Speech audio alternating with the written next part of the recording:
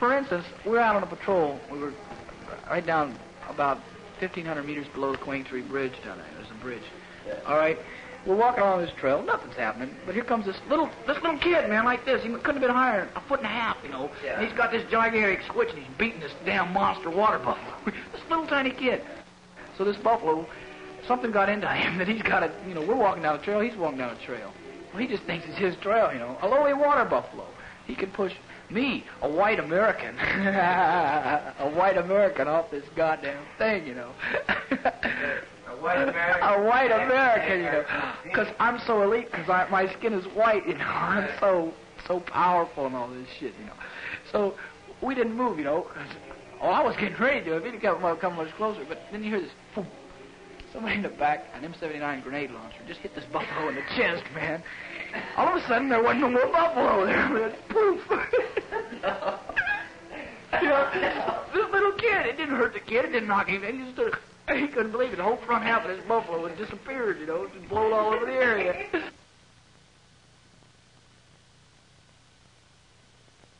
One that's coming. So didn't want to get up, you know, so comfortable. Fuck him, man, I'll just wait. And all of a sudden, you know, and this one pointing green, you know, his brother's down by the door. He's going tearing out the door, you know, he tore shit up getting out. All right, Dave, the guy next to me, he left his blanket all the way to green shit. Me, I left my rack, I had a little wooden desk there, you know, I just tore everything getting out of there. Okay, I'm going out, and Willie Peter blew up, you know, I think it was just a mortar. Or it blew up right behind us, you know, or right in front of us. Well, I saw it, and I went down, man, I saw it going up. So I went down and started crawling as fast as I could. Well, fucking, this guy behind me, man, he comes and jumps on my back, you know, and he's riding me. We're going halfway down the tunnel, getting into the hole, and the dude comes over the top of us getting down there, man. You get more tore up getting into bunkers than you do for me coming, man. I get down there, my toes tore up, my hands, scared to death. And then you get down there and laugh about it, man. If you got a joint, you smoke one. If you don't, you smoke a cigarette, you know. I mean, okay. Guys are getting the grunts, man, and that's where people are needed, you know, the infantry. Like the dudes are dying, man, and it's mostly new guys. That's why they're dying, they don't know their shit. We call them short timers. Peons. Peons. Us. Peons. I know, but I didn't feel it. I got blown across the runway. I was on a hospital ship. I jumped off this chopper, you know. A rocket lands on the other side and blew me across the runway. And I banged my head, you know. My head's pretty hard, so I just had a concussion. Didn't even bleed, you know. Get sold in the black market. This is what I get out of it. All right. Down south, they've got Vietnamese working, unloading the ships and all this. All right. They've got Vietnamese gangsters working down there. You know what I mean? I mean, everybody down there is a criminal in some sort of a way. They're trying to get this stuff. You know, they're trying to make money. You know. Okay, so they're stealing stuff, and they're shipping it out to different parts, and then it'll come right back out in the open, you know, like you see, like down in Saigon, I've heard Rob say, or somebody, yeah, it was Rob. You can walk down and it's better than the PX, you know, I mean, right there, really? All American goods, and it's better than what the PX has got, more supply of it.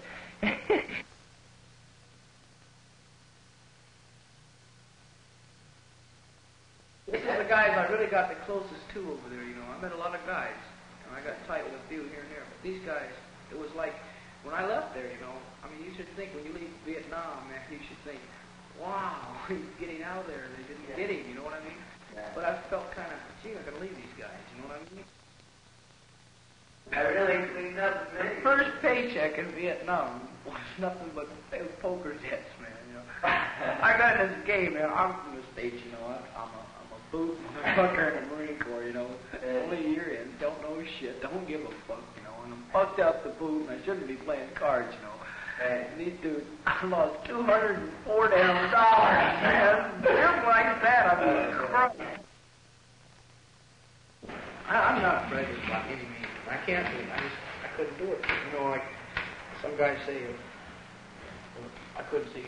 I'll leave them alone. They'll leave me alone. You know, it's not phony ass shit, or as long as they don't go out with my women and all this. Man, that bugged me. You know, like if our sister came home, you know, and her guy was colored, man. If he was a good dude, you know, he was a white. If he was a good dude, he could stay. If he was colored, if he was green, if he was white, man. Cream, clear light, prunes, had some soul, Van Hendricks.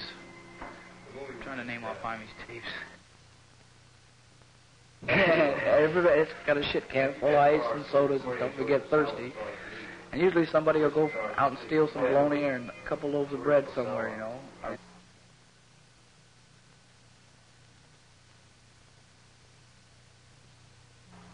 But you hear a boop when it's coming in. That's a bullet. But I take no chances, man. That stuff scares me to death, you know. There wasn't nothing going to get me. He didn't have a rocket fast enough, you know what I mean? Some ambushes, you know, I mean, you wouldn't believe some of this. Like, all right, I had a squad leader once. We had an ambush. It was supposed to be about 1,200 meters out in the base. Okay, so we're setting up this ambush out there. We were supposed to set up this ambush out there. Let me elaborate this. We were supposed to go 1,200 meters out into this stuff, you know. My squad leader just didn't see any future in going out there. We went out about 100 meters, laid down in the grass below our mines, and called in and said, okay, we're out here to ambush in about a half hour, you know. We never went out there, though, you know. We weren't going out there come hell or high water, you know. There wasn't no way. Did many patrols work out like that? Yeah, I'd say that quite a few of them do. I hate lifers. They're asshole pricks. They're the strict, hardcore military career man, you know. Everything's got to be military. I mean, they stand over a bunch of peons, us, and they tell us what to do in this shit. And that pisses you off. And little petty things like go out and pick up those cigarette butts. Here I am, Vietnam. I didn't come over here to beautify Vietnam by picking up cigarette butts off the damn dirt, dusty, cruddy-ass ground. And the noise. A peon is a guy that is in to get his time done and get out. And he doesn't get anywhere. It's usually E5 and below. What about a grunt? A grunt's infantry. He's out in the bush. He's the one taking all the shit. All right, I don't think American morale is for shit, to tell you the truth. Because we don't have a cause, you know. Like, you're not fighting for your front lawn. Look how it's the longest war in American history right now. It went over. The American Revolution used to be.